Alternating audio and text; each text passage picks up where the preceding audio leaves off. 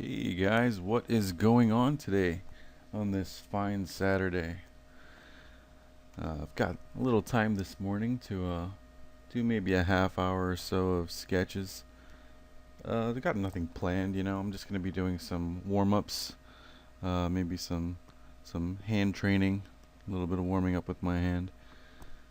It's kind of like when you're in a relationship, you can't just like jump into making out. You gotta woo your partner a little bit. So I do the same thing with my hand. Just I'm gonna woo my hand a little bit. That sounds terrible. All right. But yeah, like before you do anything serious, try to come into Photoshop and grab a sketchbook. Put some pencils down and start making some straight lines, some curved lines, some ovals. Just doodle, make some basic shapes. Right now, I just opened a new file in Photoshop, and it's just small, 1600 by 1200, 300 dpi. I usually like to work a little smaller, so I'm actually going to bring this down to 100. We'll keep that size up there. Oh, I got my constraints off. There we go.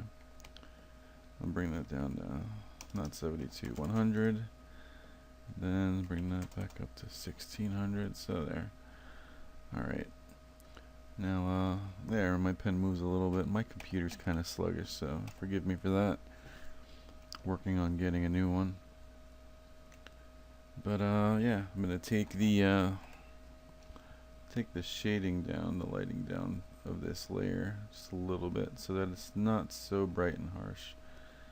And that if we do decide to put a highlight on something, we can actually see it. So there, white pops off of that nicely. It's just a nice technique that artists like to use so that there's a neutral background tone, and we can make our black lines, and then we can do some highlights over top of it if we need something to pop out. But I'm going to make a new layer so that I don't mess up any of that gray, because check this problem out. If you're drawing on your gray layer and you make black and you're like, oops, oh no, I don't like that line, and then you go to erase it, the eraser has a white backing, so you're actually going to have to switch your colors and turn the backing to gray, so that when you do erase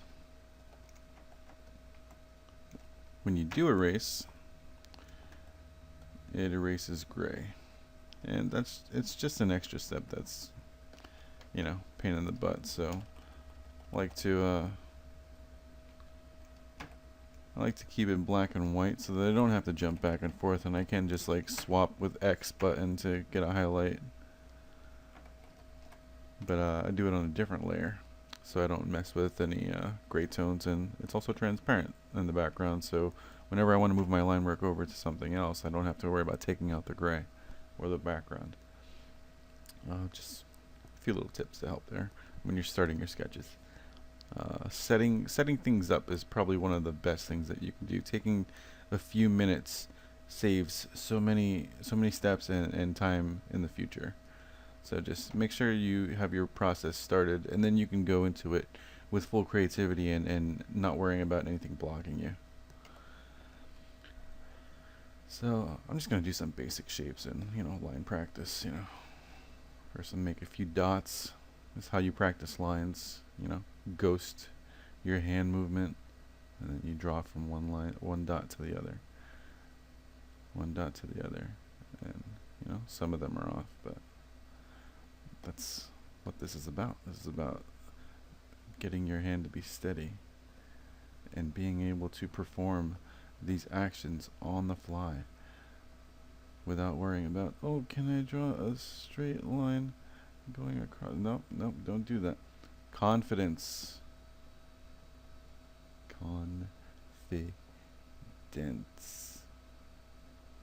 Confidence is a big key in being able to draw precisely and clean and just, without hesitation.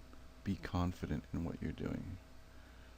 And if it turns out crappy, then you just do it over. But at least you were confident and you're not hesitating and wondering, oh, well, I can't draw a straight line. And like, who cares? You practice. There's no quick way to becoming a great artist. It's all about practice and putting in the time. So I'm going to select all. Actually, let me not select all. Let me take that out because I want to keep that word up there. Confidence. I'll deselect. We'll keep confidence up there. It's a nice little reminder for ourselves to say like, hey, well, what's that word? Hey, it's confidence. All right.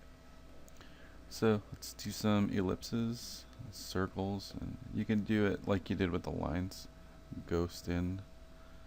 And remember to draw with your arm, not with your wrist. Like, I have trouble with ellipses.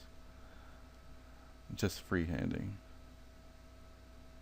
You see how my computer's slugging a little bit and catching only half of my ellipse?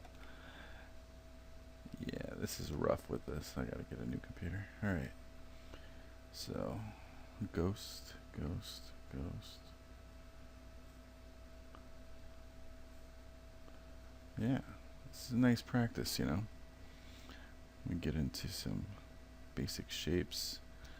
The basic shapes that you should practice for creating all things. Circles. Squares.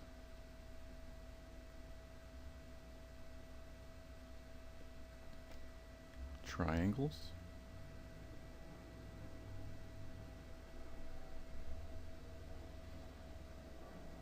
Oops, there's an L in there somewhere, isn't there?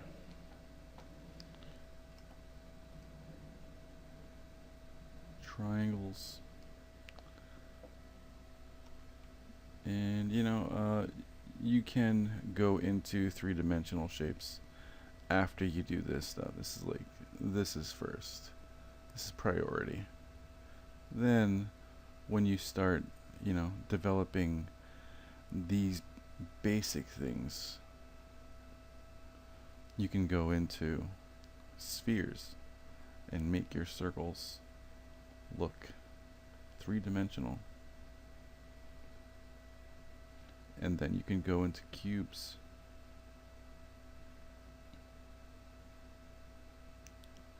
After you're able to make some really nice squares and rectangles. Then you take your triangles, and then you can add an ellipse to the bottom of them. Like, let's say right here, watch. We're going to take a triangle, and then we add an ellipse to the bottom of it, and we have a cone. And you could do it the other way around too. You could make your ellipse, make your center point, make your top point, and then make your triangle edges that way, and you have a cone. And then we take that out, and then you do a little bit of shading. Make your core shadow. I'm on eraser, aren't I? That's what was wrong. Alright, take your core shadow right there, because the light will be coming from up here. The light will be coming from up there pointing down, so wherever the light stops is where your core shadow will be, and then you've got bounce light on the other side. But that's a whole other thing to get into with lighting. So we'll just worry as if we'll draw as if we understand the basics of that. And you start your light from the hottest spot, blends its way down to the weakest spot. It's called a fall off, because the light is falling off of the shape, and it gets weaker as it gets further away from the hot spot. So, you know, creating these shapes. Where was I before I went into that? Let's go back to the shapes here. Cone. What was the other one? Cones.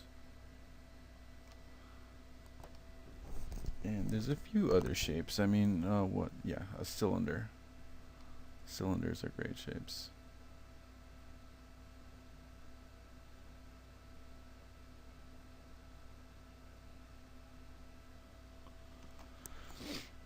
So then you have those. And you kind of, you graduate. You graduate with confidence. You start off with these. Alright, circle's good. Square's good. Triangle's good. And you just, you doodle them. And as you doodle them and you feel confident, you move on to the next one. Let's make some other kinds of... And you can easily see how a rectangle could become a cylinder. I accidentally bowed this line up here, but it looks good as if we could make a soda can out of it. Or a mason jar, you know? And I know you guys are saying like, oh, Pete, we know this is crappy, like, beginner stuff. Like, move on to making characters and, like, well, do some warm-ups. And then you can go into some characters. It's a really good practice. And a lot of pros do it. But, I'm talking about a few other things. I'm going to start going into basic doodles now without any instruction. And talk about some stuff.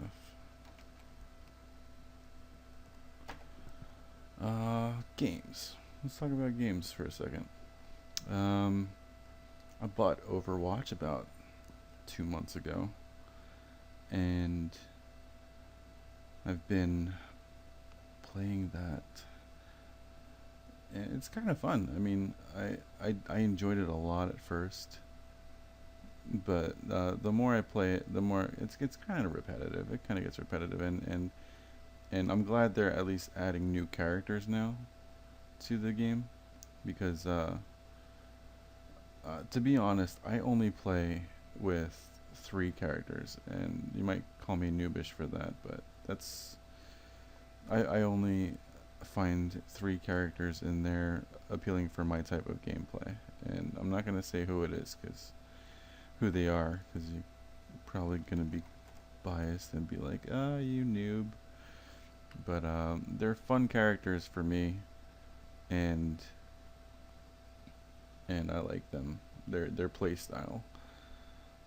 So you guys could look me up if you want to play. I play usually at nighttime, anywhere from 10 to midnight Eastern time. I forgot what my what my tag number was. It's Mad Magnus X, but there's that number behind it. I think it's 1314, but I'll put it in the description at the end of this video. And yeah, I've been playing that, and like a few nights out of the weekend. It's fun. It's really fun. Overwatch is fun. I think my favorite character to play, I can at least say this part, my favorite character to play is Junkrat. He's OP. He's OP. And I know a lot of people really like Hanzo. He's broken. And I don't know. Hanzo's not my time, or not Hanzo. Genji. He's broken, and he's not really my kind of gameplay. I can't do it. I can't play Genji. He's close quarters, and I like range and splash damage. So yeah, call me a noob if you want. It's all good.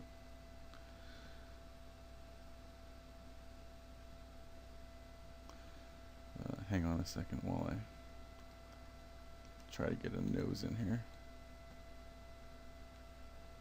So nosy.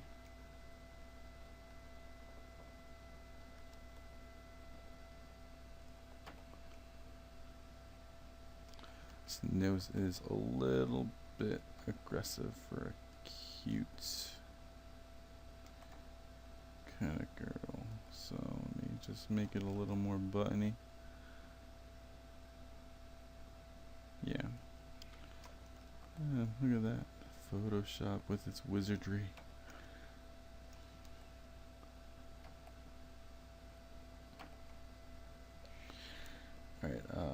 back into it. Yeah. Junkrat. He's probably my favorite. So, I was thinking about doing some fan art of Overwatch, and I don't know where to start. Do you draw your favorite one, or do you go with the crowd and draw Tracer's butt? You know, that's the option. Do you draw Tracer's butt, or do you draw Widowmaker's butt? That's pretty much it. Do you draw Widowmaker's cleavage or Tracer's butt? And those are the options. I don't like following the path of, you know, everyone jumping on that bandwagon. I mean, I do like drawing that stuff, but I don't like being seen as I'm drawing it because everyone else is. But, you know, maybe that's something I need to get over, because being in this industry, in the game industry, it's really important to look at trends and look at what everyone's into, what the consumer is into, and getting over that hurdle of being like, oh, I don't want to draw what everybody else is drawing. It's something you have to get over and actually draw what almost everyone else is drawing. But the difference is, draw your own version of it. You know, don't draw it verbatim. There's plenty of styles that can take something simple and turn it into something that hasn't been seen or done before with that IP or product. Like I've a friend on one of the art medias on Facebook, and you can probably search for it if you search for Pokemon Lickitung. He did a Lickitung character eating someone who's trying to catch him, a trainer. And you know, it's that kind of stuff that breaks away and makes something old look refreshing. And that's basically what I feel like. My opinion is that you need to do when you're doing a fan art or an homage or something. You know, you take what's appealing about that, and that character, and you accentuate that in your style.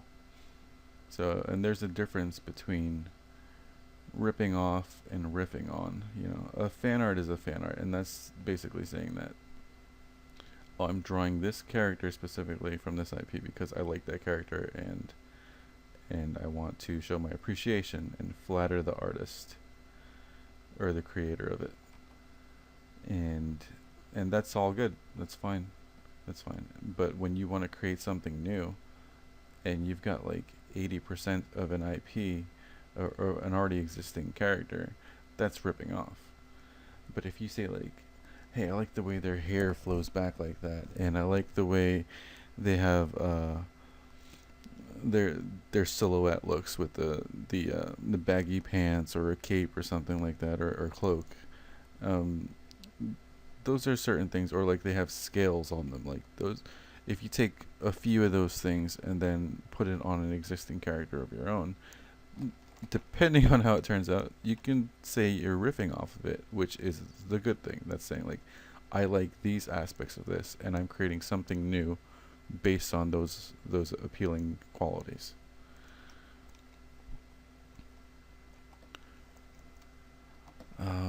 So yeah, I've been playing some Pokemon Go, and I'll tell you what, I'm getting some exercise. I've never walked so much or done so much exercise for a game.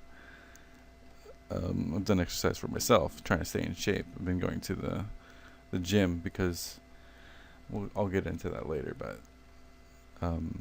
yeah, I've just been walking miles and miles for Pokemon Go. It's nuts.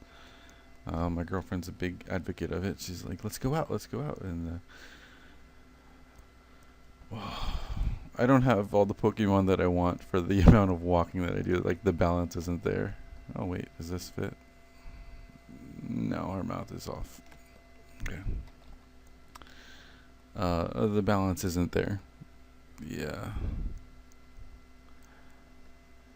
as far as the amount of time walked versus Pokemon caught.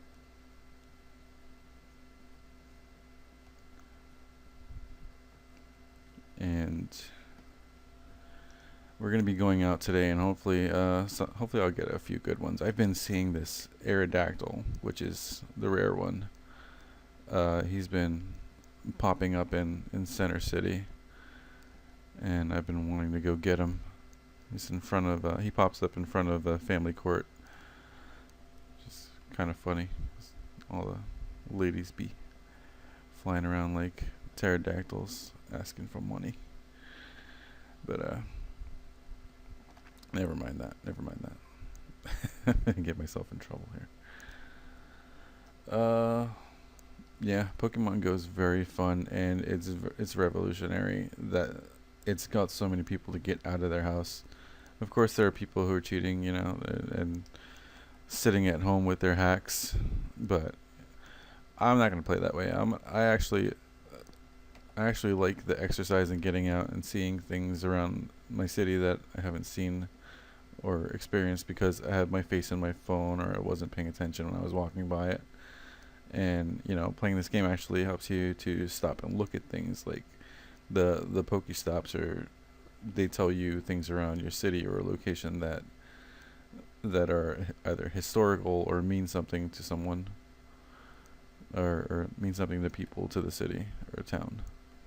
And I think that's really cool. It's a really good aspect of gameplay to involve the world around you and something you love, like catching little creatures.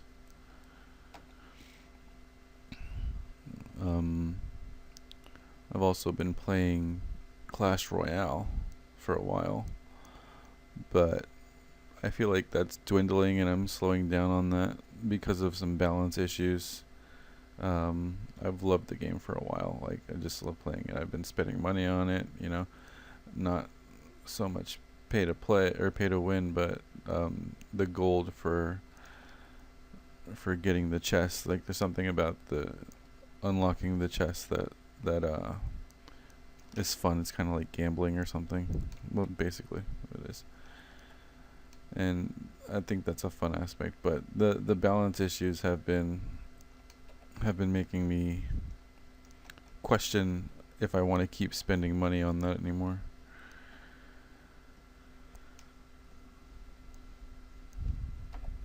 So yeah, that's it for Clash Royale. I'm gonna keep playing casually, but I don't think I'll be spending money. Not that I was ever a big competitive anyway. Yeah, and if this conversation is boring to you, I apologize, but I have no plans on making this video with a certain flow or rhythm to it. This is just me saying, hey, it's been a few weeks since I made a video, and I really appreciate your guys' support. You have no idea. I really appreciate it. 6,500 subscriptions. The last big intense video that I made, like, I've made like small videos since then, but the last intense video, I was like, oh, I've only got 300 subscriptions, and that's fine. I one subscription would matter to me. I want to share what I do with people. I want to be able to teach people, and I want to inspire you guys and say, like, if this is what you want to do, it's tough, but if you want it that much, put 110% into it. Go for it. Kill it, man. Tame your beast. Do what you love and love what you do. Sorry, hang on. Some really small spots in the eyes here I want to get. Gotta stop talking for a second. Stop talking. There we go. This looks bad. This is off. So we go. Bam. It's not that far. What is wrong with you, Peter? Alright. Yeah, it's just casual art anyway. I'm not too worried. So he's got a band-aid over his nose.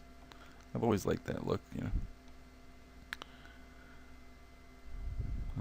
Let's do some hair. I think I like his face. I want to keep the short hair thing going on. When we start making hair, we just do basic shapes and curves. Get rid of these. Didn't like those lines. Okay. Basic shapes and curves. So we want to get a nice silhouette for the hair. Let's see. Something Gohan maybe? No.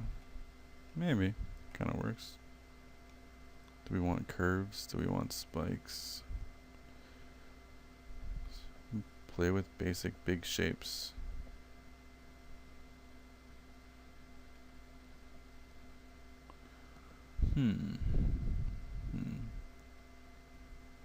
Yeah, it's kind of cool, this wave here.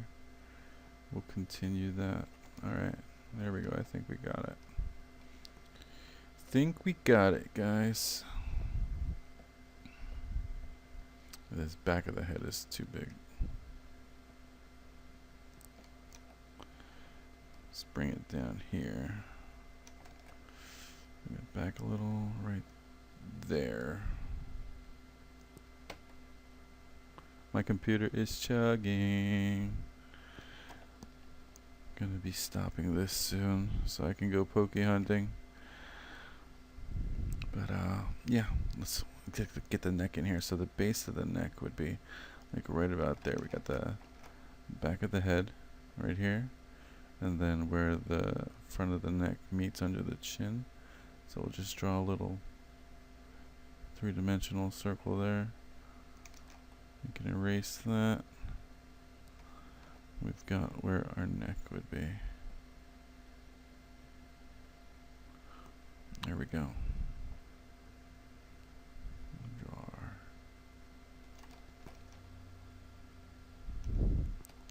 His ear's a big scribble. Let's fix that ear up. There you go, buddy. There you go, big right bread booty.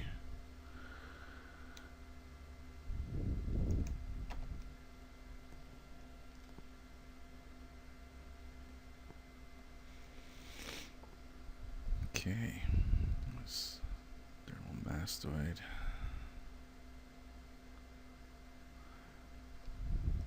Got some clavicle action going on here. The clavicles are the collarbones.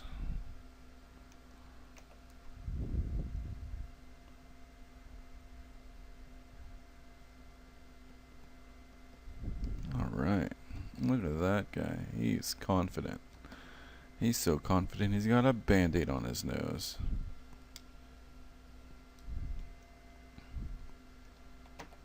Let's do a few eyes. Need to practice some eyes. But I appreciate all you subscribers.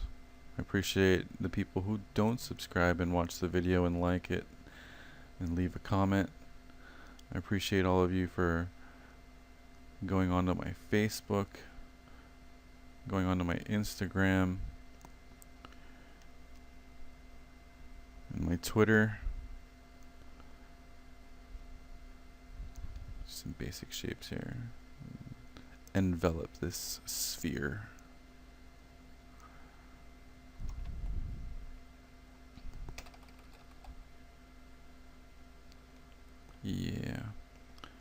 Yeah, I really appreciate you guys. It's amazing and a great feeling to understand that like the help that I want to provide is being used and appreciated back. It's a great feeling, and it makes me want to keep doing more of this to help you guys. There's a lot of other really good channels out there too, and I watch them. You know, I've got Mark Burnett, Cube Brush, Cycra's always a good one. My buddy Jetty Jet, Bob Meatbag, you know, all of those guys. There's a couple other good ones, you know. Way, artwork of Way, um, Proko, Mark Prokopenko. He's amazing. His anatomy lectures are just the best, top notch. There's a bunch of other ones too. I want to make a video that shows in the near future. I want to make a video that shows all the digital artist channels, and so that you guys can just see them here and then click on them and link them and subscribe to them if you like them. But they're channels that I watch, and I appreciate the same thing that they're trying to do that I am. Trying to help young artists and aspiring artists find their way, find their voice, find the process, and not just draw, but for the sake of putting a pencil or stylus to a pad, but to understand why you're doing things. You know what I mean? That is the important part of drawing. Observation. Finding out why the hell am I doing this? Why am I making this line here? Why am I making this curve here? Why am I using these shapes? Shape language is a huge part of creating concepts and characters. You want to be able to convey without telling people what the character is about verbally. You want to tell them through the image. So, understanding why an artist is supposed to do something is probably the most important part of being an artist, because lots of people can draw, lots of people can doodle, lots of people can, there's people who can just wing it and make some really cool creations. But can they do it again? Can they do it consistently? Probably not, if they don't know why they're doing it. And I had this issue in the past. Like, I had raw talent as a kid to draw and stuff like that, and then I would try to draw something again as cool, and I couldn't, and I would always wonder why. And I found out several years ago that it was because I didn't know what I was doing. I didn't know why I was putting those shapes down. Like, I basically got lucky, and it made me realize that understanding why you're putting shapes down, where you're putting them down, it dictates how successful your piece can be, your artwork.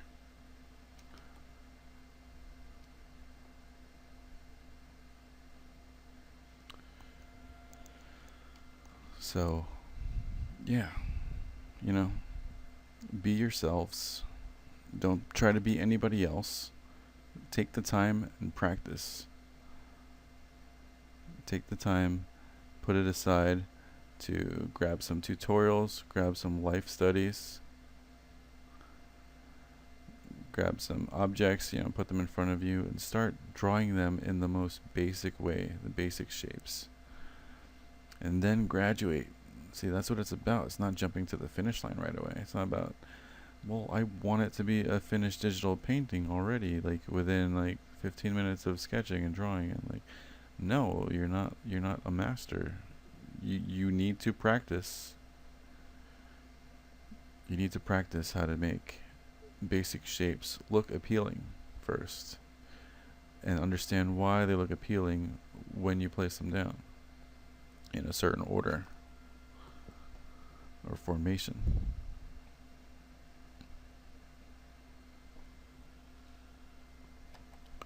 So be yourselves. Don't try to be anybody else. Learn at your own pace, but constantly learn, constantly study. It's the quickest way to drawing, to being a good artist, is to practice and observe. And there are fast ways, like, you could trace someone's work. You can hold it side by side and copy someone's work. You can learn from them by sitting next to them. Like, get some art friends that are better than you, and ask them if you could draw with them, and constantly sit with them and draw with them. And you're gonna be inspired, and you might even subconsciously start understanding why they're doing without knowing it. You know what I mean? Just like, oh, he's drawing like that. Oh, she's drawing like this. oh, maybe let me try that. And then you try it and you say, oh, it works. Holy crap, I never saw it that way. And then something clicks. So, I mean, one of the faster ways to drawing is to have a community and have friends to be a better artist. I didn't have a community. I there were two people in my school that can draw really well, like as well as me. One was a good rival of mine and a really good friend, Brett Strezak. He helped me develop my style as a child. Looking back now, I didn't know when I was young that he was helping me develop a style, but looking back now, he helped me develop a certain appeal or quality to the pictures, the doodles I was making. And then another one was a good friend, Mark Belizia. He was I don't think any of them are still drawing now. I wish they were. I don't know for sure, but and I should. Bad friend, Peter. Bad friend.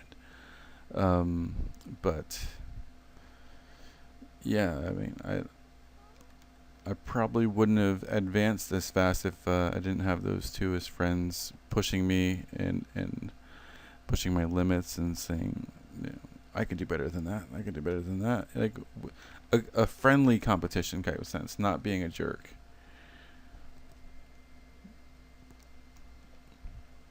And then when you get a job, if you're working in the field and you're working with other artists, that's basically the same camaraderie and type of learning that speeds things up a bit. It's a fast track. Learning on your own is slow. I'm not saying it can't be done, but it's a slower way. It's really good to have a community and be able to share with other people. Like I love teaching people, and I don't know how many times I can say it, but I love helping and teaching. Get that neck down there. All right, cool. Okay, I feel good about these doodles. I gotta go Pokemon hunting with my girlfriend. It was a nice talk, guys. Let me put a few links over here for you guys.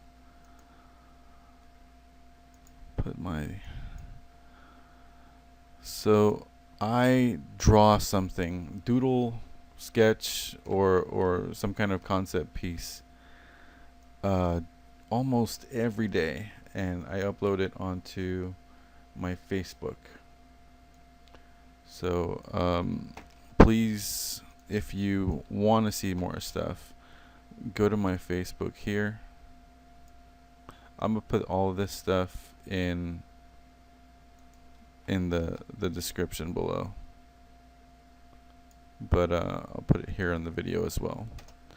You go to my Facebook and just go to my timeline photos, and I upload so many things, whether they're complete or incomplete or good or bad.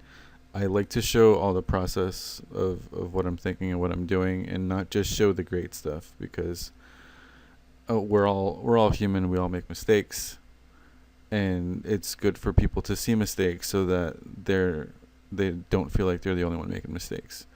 Like even people in the industry make mistakes and have unsuccessful designs. Some might say they don't, but that's a lie.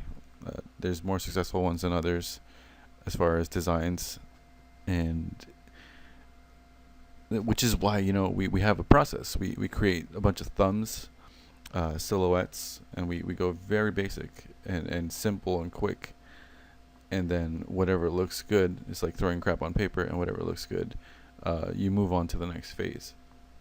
So I post all of those kinds of things on my Facebook, and if they're cool enough, like well, I don't know about cool enough, but if I feel like they're worthy enough, I post them on Instagram and Twitter as well. So here is my Instagram and Twitter. What happened here? There it is. My computer's dying. Oh my goodness. All right. Yeah, so there's my Instagram and my Twitter. I'm gonna put all of these links down in the bottom in the description. Also, another thing uh, I wanted to mention was I Twitch stream, and I've been doing it steadily for almost a month now. No, a little over a month. Yeah, definitely over a month. Almost 2 months. I've been Twitch streaming doodles. The same thing. And probably more, probably no, a little better than what I just showed you here. It's like sometimes they're random, sometimes I make a character. Like this last Thursday that passed, I did a character design, and I did the process that I was telling you guys. I start from thumbnails and silhouettes, and then I refine those after I pick a good one. You know what I mean? I take the aspects of the thumbs that were good, and they move on to the next round. The video should still be up if you want to go to my Twitter here, or my Twitch account here, and watch the video from Thursday night. And then lastly, a lot of you guys have been asking, like, hey Pete, what did you do at Sega? Can you show us some stuff from Sega? And yeah, I actually, on my art station right here, jeez, it's off the page. I'm sorry guys, give me a second. The computer is gonna hurt me. There we go. Maybe I'm gonna hurt my computer. Alright, there we go, it could fit. Alright, so that is my art station, that's my portfolio, and I only put my super duper best work up there, and industry work.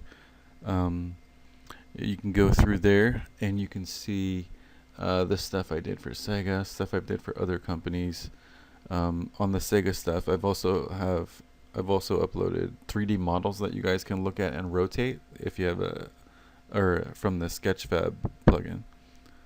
Not plugin, the website. Yeah, I've uploaded the models from Sega to Sketchfab, and you can link them to your ArtStation. So I have the concept art for them and the 3D models, and you guys can rotate them, and that's the type of stuff that I was doing at Sega, and it was very fun, and I really miss it. I miss all you guys from 3 Ring Sega. I love you guys. It was great working with you guys. But we move on to other things. Life happens. Don't get caught up in the bad stuff, the negative. Move on, and try to brush it off your shoulder and keep the experience in your heart and in your mind and learn from it. I learned so much there. Thanks, John. He was a great mentor and art director. That's about all I have for today, guys. If you want more like this, and leave a comment, and also go to all of those links that I just sent, and I'll put a description, and tell me how much you like it, and I'll make more. Okay? Alright, this is Pete signing off for random little doodle times. Alright, bye.